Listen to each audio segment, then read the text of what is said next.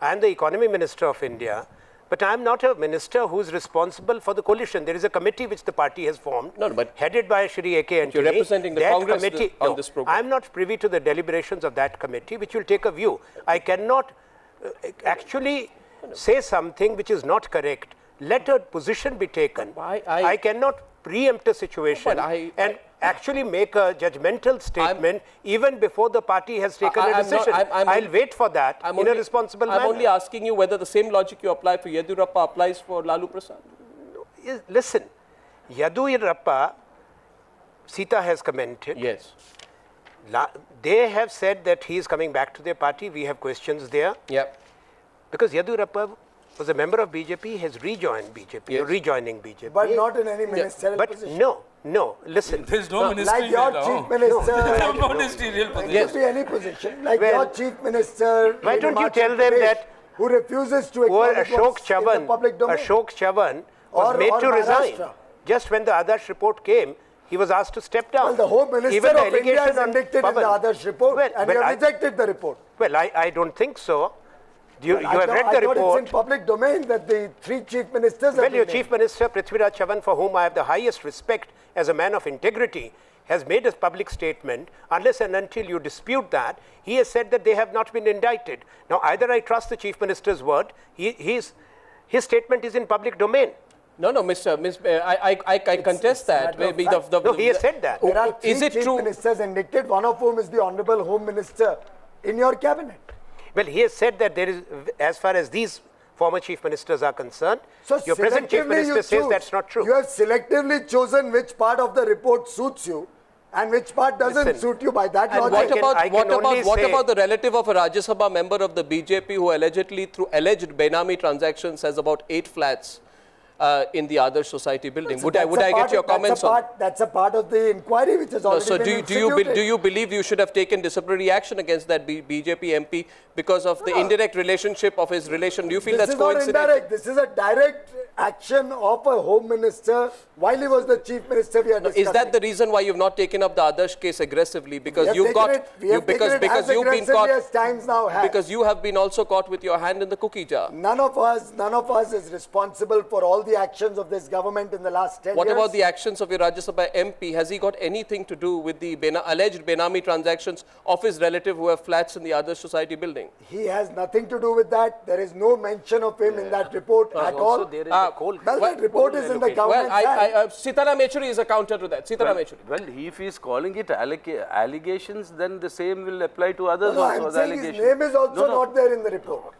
The so-called person whom he is referring to, his name is also not there in the report. His relative's name is very much in the report. I correct you. The relatives will be facing the inquiry. But how do relatives of political parties get multi-crore flats in? Well, my government was not in power. It was the UPA government. Which exactly conceded, maybe you have a truck between the both of you to indulge in some form of nepotism and corruption. Is it true? Absolutely not. Is that one of the reasons why the Aam Aadmi Party is proving to be a potent threat to the BJP and maybe to the Congress as well, Mr. Piyush Goyal? The last word is still not written. We'll have to see how much of a threat and how deep that threat is all over the nation. But I must say, it's a good sign that the young people of India are getting agitated on corruption. I think they will judge. They will judge all the governments by their performance, and they will look at the track record. I want to put one question to the audience at this stage of the debate. We have 10 minutes left.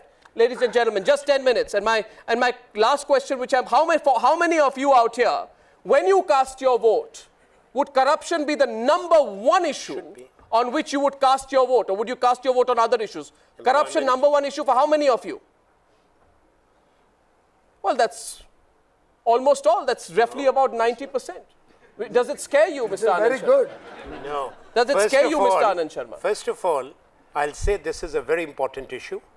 But I must also say, in a democracy which is the largest in the world, there are other issues. There are multiple of issues. Corruption is one of the important issues. Mr. Sharma, everyone wants to know that the Prime Minister of India had a news conference last week, which many of our audience may have seen.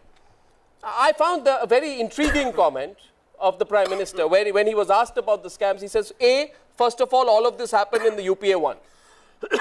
And then he went on to say, and we won the election after that. I feel, Mr. Sharma, forgive me if I'm being imprudent, but that is a very arrogant comment that only comes from those who believe that corruption is not really an issue which will matter among the people. Because what the Prime Minister was saying, therefore, was that despite the scams, I got elected. Mr. Sharma, would you like to issue a clarification or a retraction of what your Honourable Prime Minister said? To be fair to the Prime Minister, I think it is being torn out of context.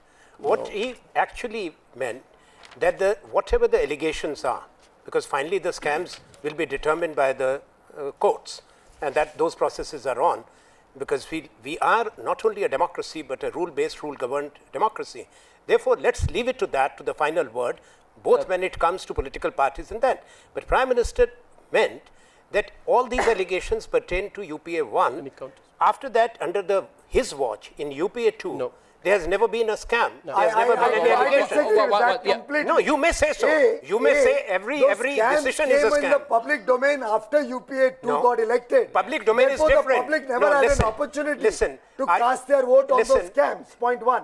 Listen, and after 2009, we've had enough and more scams. Listen, I cannot change the year you can. If you're born in 1972 and if you go to school in a particular age, you cannot change the year of birth. I'm sorry. Yeah, what Prime Minister meant was all these allegations pertain to that period. Came out after the first result was out. The question is, you can't say the first result is exonerating. Let me quickly answer. One moment, Sita. The fact of the matter is that which government brought in transparency and accountability, from right to information to whistleblower act to protect those who make disclosures of any act of corruption or commission. You may correct me on anything. You fact check or not. Because the Freedom of Information Act was brought in by my government in 2002. Right to information. No, this is too much. The right to information is only small amendments beyond the freedom of information. Please. I have a complete chart. Please allow me to complete. Have the patience. It became law. It became law. The Prime Minister of India. No, it became law. Public procurement. Which cabinet cleared it? Where the law is there? Now, let me tell you, on coal mining, which government? Happened under that act. Yeah, because you blocked parliament. Even on coal, your governments were dragging their feet. Your state governments. When the Lokpal it is before the standing committee, and the standing committee, pardon my saying so, is saying that it should be sent back to the states. You're not willing, even public procurement law, even Whistleblowers Act. If you have sincerity, let's pass it in February. So why did you not pass it for the budget session? It's lying no, it's lying with you. You don't allow this to be discussed. I think you don't allow. This is a wonderful discussion that's going on, Mr. Goswami. I mean, it's like General V.K. Singh's date of birth dispute. When was who born and what happened and who started what? The point is that the audience says a vast majority of them corruption is going to be a major issue. Yes. Wonderful. Yes. That means the new government is not going to be headed either by Congress or the BJP. And then we'll have a government which hopefully will change this policy direction, which, as I said at the beginning, is the systemic cause for this sort of corruption at high places. And that is what needs to be tackled. And therefore, that requires an alternate no, one second. Therefore, I want assurance from you, since I believe that you are working very hard to create a third, fourth, a fifth or a sixth front government, Mr. Yechuri, these days. I want you to assure everyone here today that that front which you are trying to create will not involve a single person with an existing, past or pending allegation of corruption against them. And I say this is I want an assurance on that subject that you will not have a truck and then you will not use some secularism card which you'll pull out of the hat to form such a government, Mr. Yechuri, and then say corruption is important, but we need to keep the country together against communal forces. Mr. Yechuri, assurance. You see, but assurance. The point is, but assure us, Mr. Yechuri. Yes, assurance definitely, not only of the past or the present, but also of the future. We'll anticipate. Cases. If you want, we'll try and anticipate that who in the future is likely to be corrupt. No, I'm asking you whether you will do any business with those who have pending criminal allegations against them. No, pending criminal allegations, nobody who has been convicted, unlike the other two cases, nobody who has been convicted shall be in any government where if we have any, we are in a position to decide on the formation of such a government. So how did 2004 to 8 happen? I don't know. No, why? It did happen because like you said yourself, none of these corruption scams when, surfaced during the UPA 1. And secondly, when you are saying, in spite of the scams that we have been re-elected, if the Congress is claiming, which means what? In 2009, they got 61 seats more than they got in 2004. Therefore, more the scams, the greater the votes you get. Is that the logic that is being paraded? This is ridiculous. You see, let us come down to the issue. You're talking of corruption. Corruption is a major issue. Resources that should have been used for the welfare of the people are being siphoned off into private pockets. Now, that is, in my opinion, both an issue of morality and the system. The system has to be changed, means policies have to be different. We've just had a round of elections. That unfortunately can only come with an alternate, sans the BJP or the Congress. Now I'll take two questions from the audience. Two questions.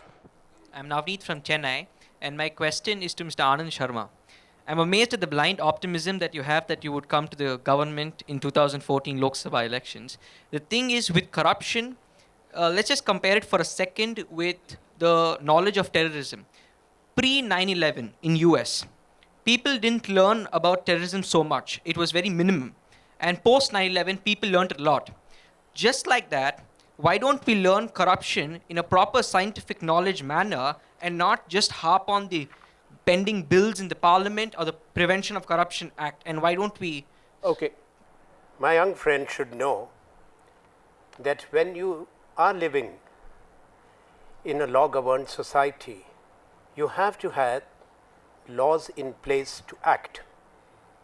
As I said during the course of this debate, initially after India's independence, prevention of corruption was only 2 sections in the Indian Penal Code.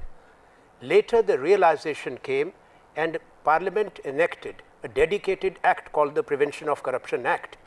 So these systems evolve, and the law, we are not hiding. This means that we should not put laws in place. I talked about whistleblowers protection. I talked about amending the Prevention of Corruption Act, also giving more functional autonomy to the investigating agencies. This is what the governments are supposed to do. Governments cannot take upon themselves the final adjudication process, because the prosecution is with the independent agency. Legislation does not... There is no, legislation is with the government. Does not stop you from taking action against action we Ashok have Chavan taken. or Veerbhadra Singh. No, but action has been taken. Wherever action has been... No action against Veerbhadra Singh. No, I'm sorry. Ministers have gone. Even in a coalition government, Mr. A. Raja, DMK was an important ally. You are from Chennai. Raja had to go. My 2 colleagues, you referred to by name, they had to go.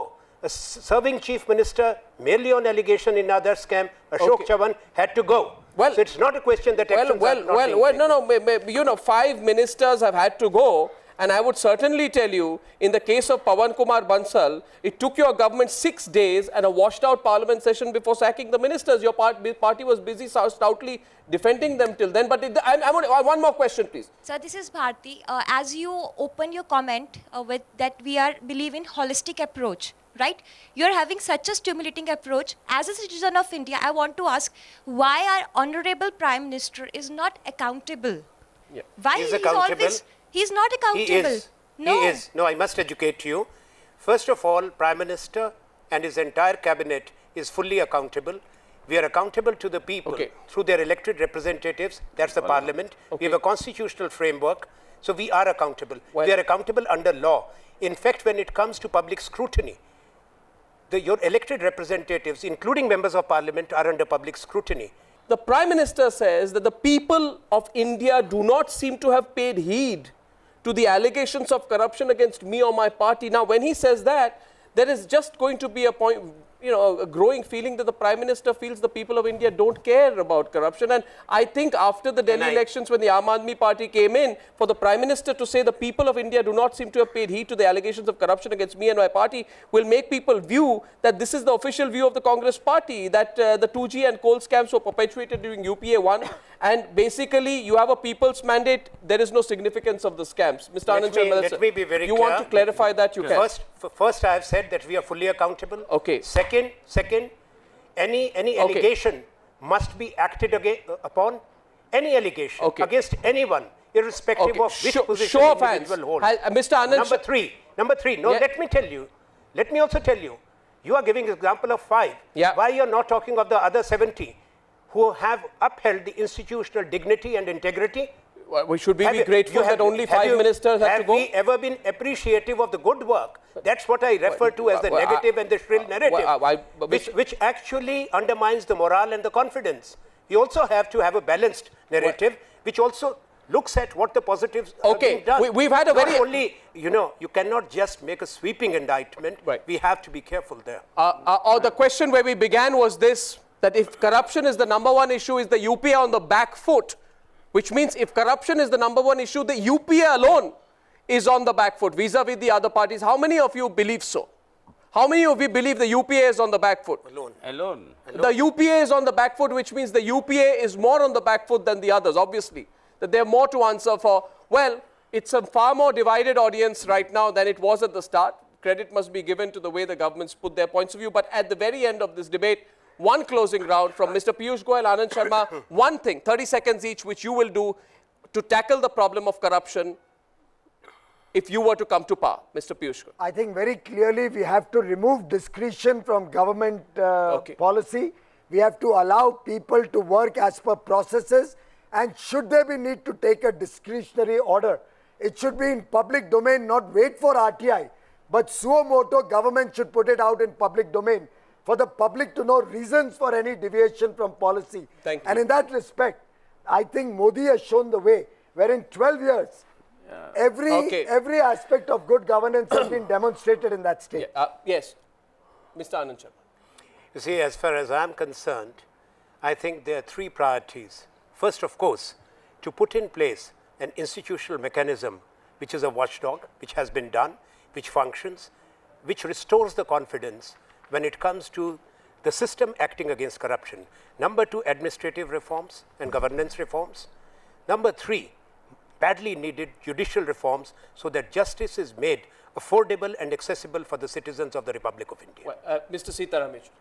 Well, as I said at the beginning, what is required is a systemic change. If one is that we would have to change the policies that will promote these sort of crony capitalism and sweetheart deals. And number 2, to put in place regulatory mechanisms and to create better laws, which we have begun to create now in this parliament, but that is, is a long way to go. Create better laws for the enforcement of it. Right. Finally, hoping that the electorate will exercise discretion and choose those people who will be able to uphold these principles of morality. Well, I thank you all very much. Let's have a round of applause for our panelists. I think our effort, first of all, this robust debate, giving us an opportunity to debate one subject in detail, providing many contours, I hope will add to the perspective of all our viewers, to our young audience here and everyone watching this in India and the 43 countries where this is being telecast. Thank you very much for being part of our first national election debate. Thank you. Thank you very much all. Thank you.